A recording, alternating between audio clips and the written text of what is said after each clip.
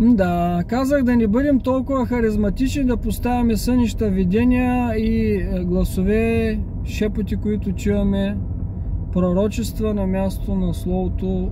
И човека предупреждава, че дори да се яви някой пророк, който ти каже всичко и ти познае всичко, или дори предскаже някакво бъдещо събитие, т.е. това е знак, че той е чул от Бога, и накрая каже аз, нали ти го казах, че той е тъй, дай сега ще идем да следваме чужди богове, или влез тук в нашата секта, или поклони се тук на той и на оня, да не го чуваш. Тоест, това е изпит от Бога. Така че може да се появят хора, които действително имат някакви дарби, които дори може да не са окултисти, но може да са предадени на мамона.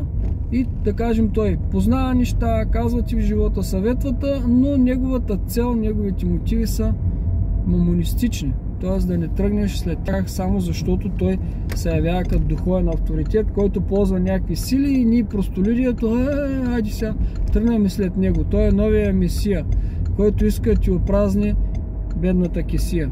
Значи, когато ми звъннат на телефона, има проблем. Преди като ми звъняха,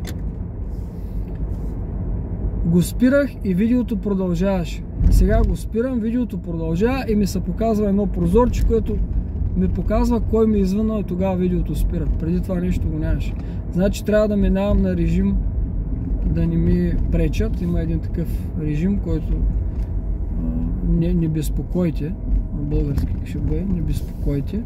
Do not disturb. Защото така като ми звъннат и преди видеото продължаваше, просто си натисках. Отказвах го и си продължаваше. Сега заради този прозорец, който излиза, и той е толкова нагъл, че излиза с някаква реклама дори. И не знам как да го махна това нещо. Преди можеше да не излиза този прозорец с тези реклами. Сега всичко пак за печелене на пари. Чай пробваме тук да има тъпчеч. Съм на главна улица и всички искат да паркират.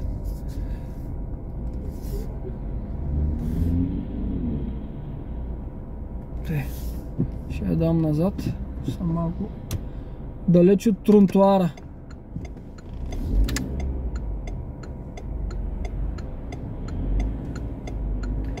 Жалко, че ми прекъснаха видеото. Сега той трябва да го сглобявам всичкото. Кой да разправя? Всичко трябва да се сглобява. Качеството вече не е същото. Размерите на видеото и т.н.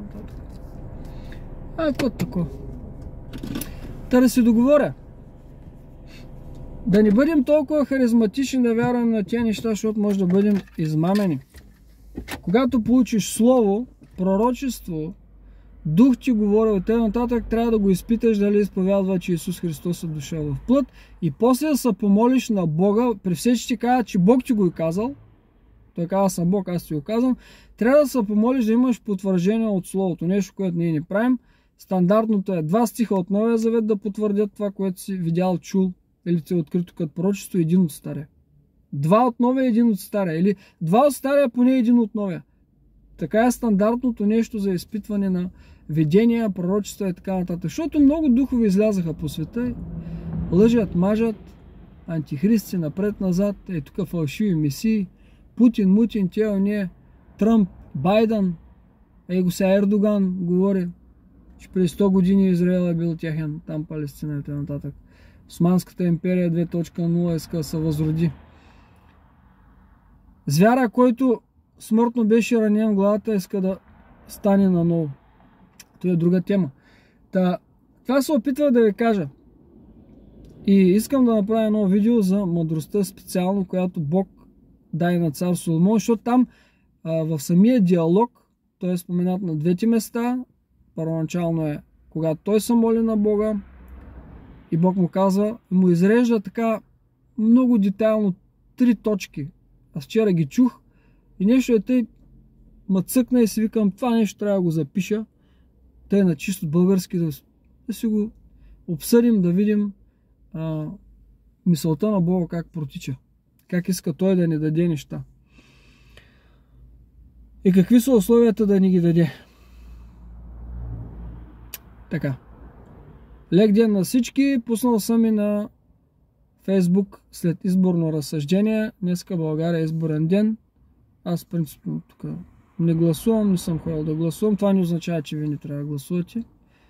Може да се гласувате, но най-вече трябва да се молите правителството или кметовете или президентите и всички да бъдат поставени от Бога, да издигне праведните, да отмахне нечестивите. Има и много фалшификации, знаете, и много манипулации с тия неща. Едни пари се въртят, едни мафии, едни демони. Нека Бог да ни дава мъдрост. Амин.